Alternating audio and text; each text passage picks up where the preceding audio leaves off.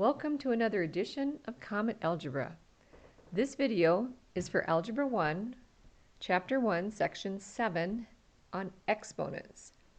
This is a very important section, so please take your time, watch this video, take good notes, and ask your questions. Many things that we do are based on these properties of exponents. First, some basic terminology. We have what we call a base as the big number. It is the factor that we multiply by itself. The exponent we write as a small number is the number of times that we multiply the base by itself. So in my example here, y equals b to the x. The letter b is the base, and the little x that we put up and to the right, this x is the exponent. By saying the times we multiply the base by itself, 4 to the 5th by definition means 4 times itself 5 times. But a couple shortcuts here. When we have the power of 2, x to the second power, the way I say that is x squared. When we have x to the third power, a short way of saying that is x cubed. Okay, these properties of exponents are very important. Your book calls this first one the product property. The way I say this, because you and I need to be able to communicate, I call this multiplying like bases.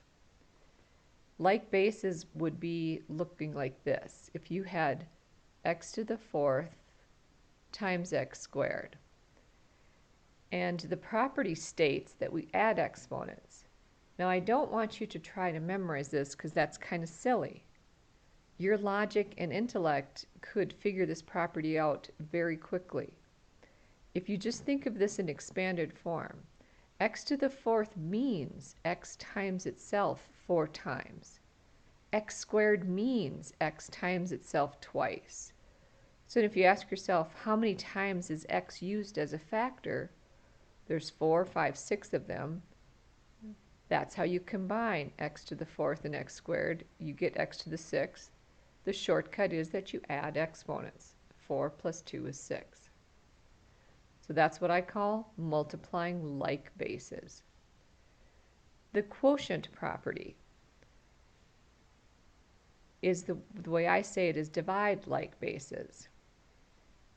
So if you had x to the 6th, for example, and you're dividing that by x squared, the shortcut is that you subtract exponents, and once again you do not need to memorize that because your logic and intellect, you could think of this in expanded form. There's x times itself 6 times. Here's x times itself twice. 2 of these cancel, and we're left with x to the 4th. So I suppose we should write this in general terms for your notes. In general terms, the product property, if you have x to the a times x to the b, that's the same as x to the a plus b. The quotient property, likewise in general terms, if you have x to the a over x to the b, that's the same as x to the a minus b. Now there's a little more to this quotient property because it does depend on where the bigger number is located. In our example, the 6 was on top. 6 take away 2 was 4. And we'll look at what happens if the 6 is on the bottom. Then my question is sometimes how many are left and where are they located? And if the x to the 4th is located in the bottom, then we do need to write that 1 over x to the 4th.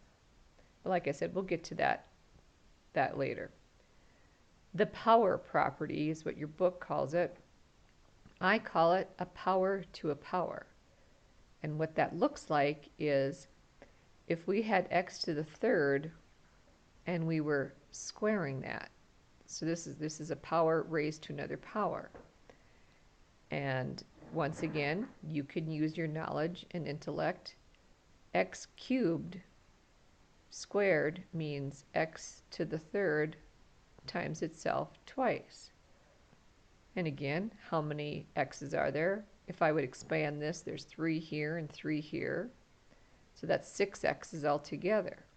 The shortcut is that we multiply exponents. 3 times 2 is 6. So writing this then in general terms, we'd have x to the a power raised to the b power equals x to the ab multiplied. Take a minute and write these down very, very carefully. They're extremely important. The definition we look at here, the 0 power, anything to the 0 power is 1. And when I say anything, I mean anything. You could have a very ugly fraction with x, y's, and z's in it. And if you took this whole thing and you were raising this to the 0 power, it does not matter what's inside here. Anything to the 0 power is just 1. Next thing we need to talk about is negative exponents. Here it says you flip any factor with a negative exponent and the exponent becomes positive. When I say flip, like this x to the negative 4 power, I could write this over 1. And when you flip something, if it's in the numerator, you bring it down to the denominator and the exponent becomes positive. So when you flip this down, that negative 4 becomes a positive 4. In this example, 3x to the negative 2 power, if you'll observe, this 3 does not have a negative exponent on it. So it stays where it is. This is we call this the keep flip stage, where you're looking at what factors stay, they're kept, which factors flip. This 3 is a keep. The x to the negative 2 flips down to the denominator, it becomes positive. Likewise, if you had x over y to the negative 4 power, this x is a keep. It stays where it is in the numerator because it has a positive 1 exponent that we don't write. But this y to the negative 4 is a flip.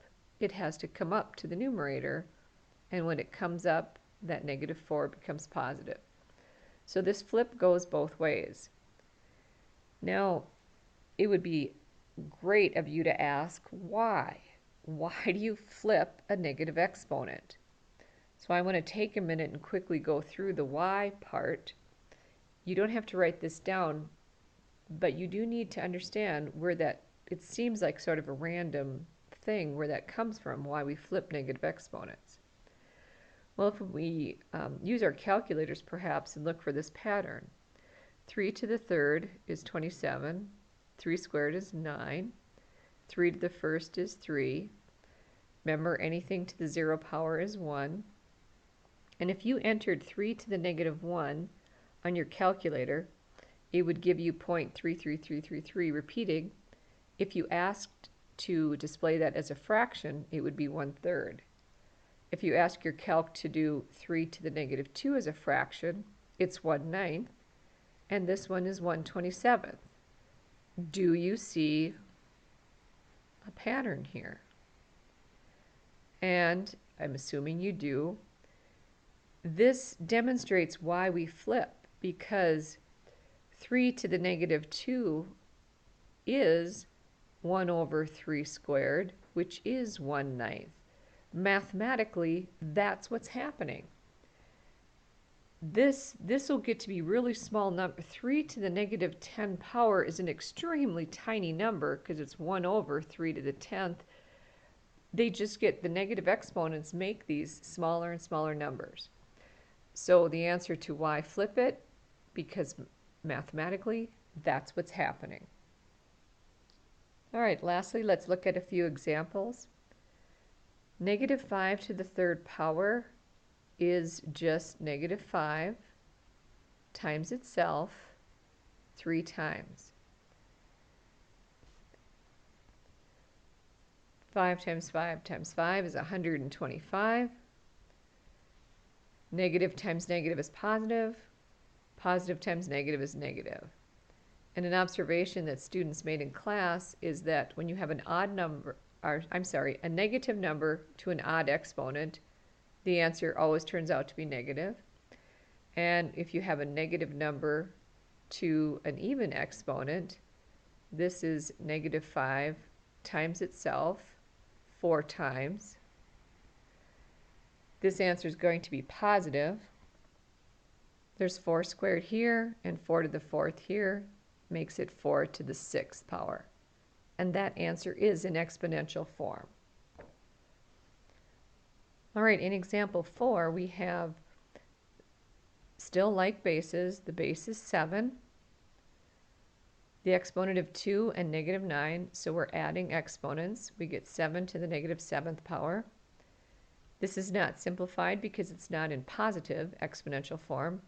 So we flip 7 to the negative 7 down, and the exponent becomes positive. Number 5 is a power to a power. When we have a power to a power, we multiply exponents. So this becomes 6 to the negative 3 power. And once again, flipping it makes the exponent positive.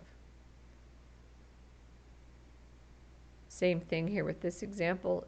2 to the 2nd power raised to the 4th becomes 2 to the negative 8th. Flipping that exponent down makes it positive. One more example here. Dividing like bases. Keep the base the same. And I'm just going to write this so we see it. We are subtracting exponents. So this is minus a negative 7. Double negative becomes positive. Keep your base. Negative 5 plus 7 is 2. So the answer is just 3 squared. Make sure while you do this assignment, you get your questions answered. Hopefully you have the knowledge you need now to do section 1.7. Have fun with that.